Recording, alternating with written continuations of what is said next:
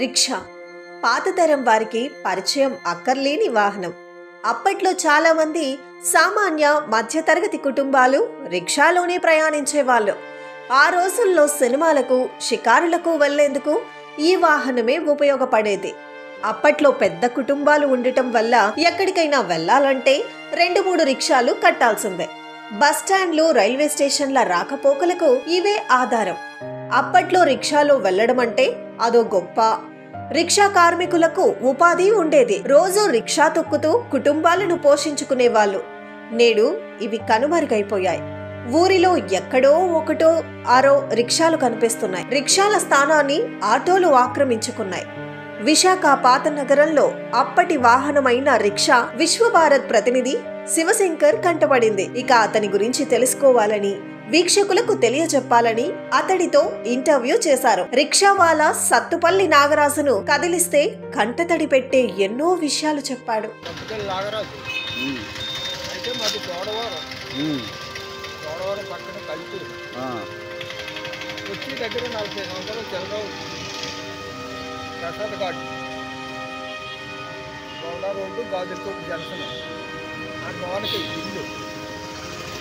నాకు ముగ్గురు ఆడవాళ్ళు, ఒక బాబు. ముగ్గురులోకి తల్లి బుర్ర పని చేయదు. అది కూర్చోవాలి నడమది నెగాలి. మరి ముగ్గురు ఆడపిల్లలకి పెళ్ళిళ్ళు అయిపోయా? ఏంటి పెద్దది పొకాడుతాయి నెట్లాటప్పుడు దానికి పెళ్ళి లేదు. దాని తర్వాత పాపకు పెళ్ళి అయింది, హైదరాబాద్లో ఉంటాయి. మీ కుటుంబ సభ్యుల్లోనే మీ నాన్నగారు తాలూకా నుంచే రిక్షాలు వేసుకున్న బతుకుతున్నారా? మా నాన్న రాకముందు చచ్చిపోడు. చచ్చిపోయిన తర్వాత వచ్చినాం. మీరు ఎన్ని సంవత్సరాల నుంచి ఉంటున్నావు తాత? 40 సంవత్సరాలు చచ్చిపోదు. 40 సంవత్సరాలు నీ వృత్తి రిక్షా వేసుకోవడం? మీద అలాగా ఏదో 200-300 దొరుకుతాయి. మరి మీ జీవనోపాధికి ఇంకేమైనా ప్రభుత్వం ఏమైనా సపోర్ట్ చేస్తుందా? అంటే పింఛని దొరుకుతుంది బాబా. గంటల దానికి ఒక 3000. నాకు మొన్నటి నుంచే పంచాయతీ వెళ్తున్నాయి, ఎందుకంటే నాకు దొరుకుతాను. మరి ఇప్పుడున్న పరిస్థితుల ప్రకారము మరి నీకు ముగ్గురు ఆడపిల్లలు అంటున్నా కదా, సొంత ఇల్లు ఏమైనా ఉందా? సొంత ఇల్లు ఉంది బాబు, ప్రసాద్ గారు. అది గవర్నమెంట్ ఇచ్చారా? కట్టుకున్నాను బాబు. కట్టుకున్నావా? నీ కష్టాజీతంతో కట్టుకున్నా. మరి ఈ ముగ్గురు ఆడపిల్లలకి ఏమైనా పెళ్ళిళ్ళు గట్రా చేసావా? పాప పెద్దది మరి మెంటల్ కదా, మరి పెళ్ళి గిల్లి లేదు. దాని తర్వాత పాప పెళ్ళి అయింది, హైదరాబాద్లో వస్తాయి. తర్వాత మూడో పాప చిన్నవాడు ఉంటాయి. వాళ్ళు బతుకుతాను.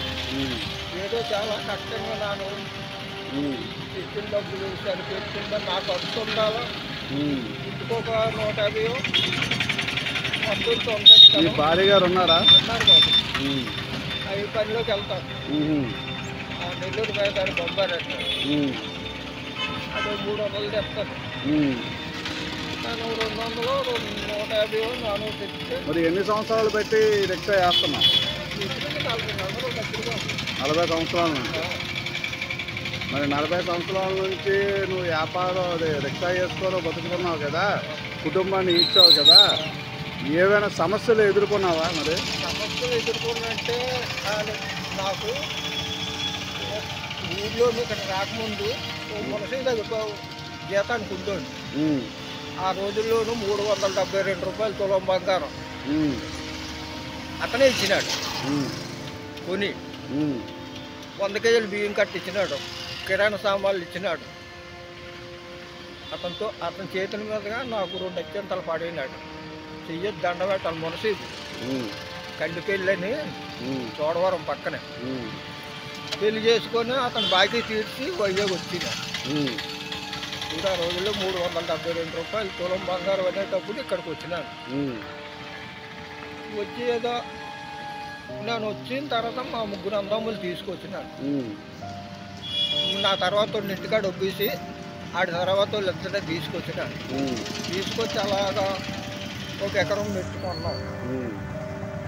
1 ఎకరం పల్లం కొన్నాం. ఈ నందిగొళ్ళు మొత్తం అవి చదివించిందండి. తిరిగి నా మీదే తిరగకూడదు. ఏ రిక్షా మీద కూలి పని చేసుకొని బతుకుమో పండుతాను.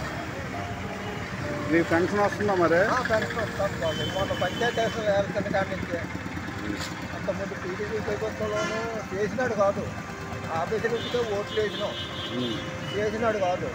ఈ జగన్ పక్కన నిలబడిన కుర్రోడు గెలక ముందు 3 నెలలు పింఛను వచ్చేటట్టు చేసినాడు. అతనికే ఓటేసి గెలిపించిన.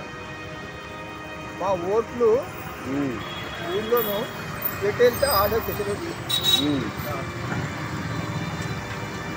మా కుటుంబ ఓట్లు.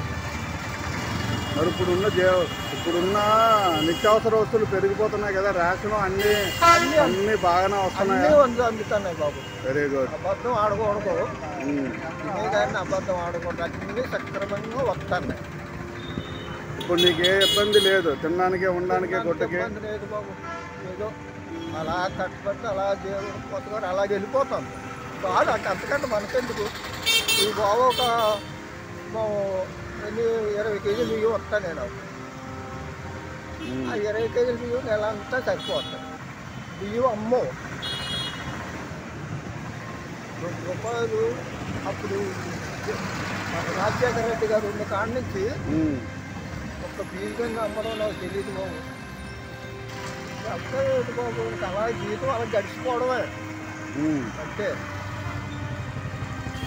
జీవితం దీని మీద గడిచిపోవాలి.